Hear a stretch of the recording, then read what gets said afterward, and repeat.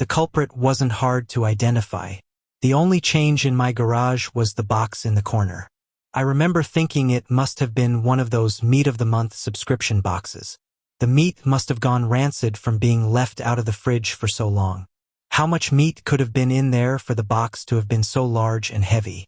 An entire freaking cow? I covered my nose as I approached the box, a pair of scissors in my hands. I probably wouldn't have needed them to open it, as it had become soggy enough at the bottom to poke through with a finger, but I wasn't about to poke my finger into spoiled meat juices. That soggy bottom was the reason I had to open the box in the first place. If I tried to drag it out whole, everything would spill onto the floor. I was going to have to dump the pieces of meat one garbage bag at a time and take them down to the dumpster, a process I wasn't looking forward to. My scissors tore through the tape along the top of the cardboard box. I thought the smell couldn't get any worse, but as I flipped the flaps open, I discovered a whole new gamut of stink.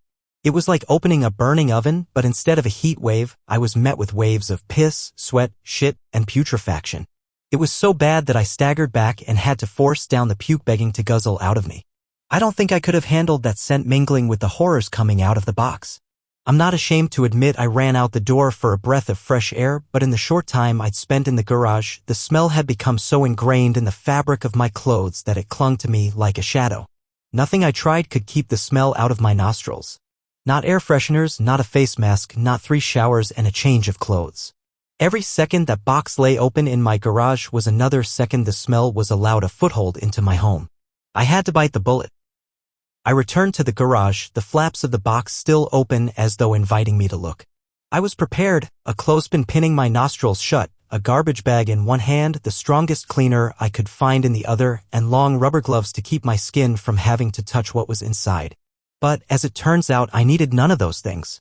I wouldn't have to touch or clean the contents of that box, I would only have to suffer the nightmares every night. You see, there was meat in that box, but it didn't come from a cow or a pig. No, it was worse than that. It was my neighbor. Dead. Still in one piece, but dead. I called the cops and naturally they took me in for interrogation. It's kind of hard not to suspect the man with a corpse in his garage, after all. Thankfully, they soon realized I wasn't involved. My DNA might have been all over that box, the smell might have left a mark throughout my house, but there was one piece of irrefutable evidence in my neighbor's own hands that proved my innocence, a vlogging camera. They showed me the footage only. The culprit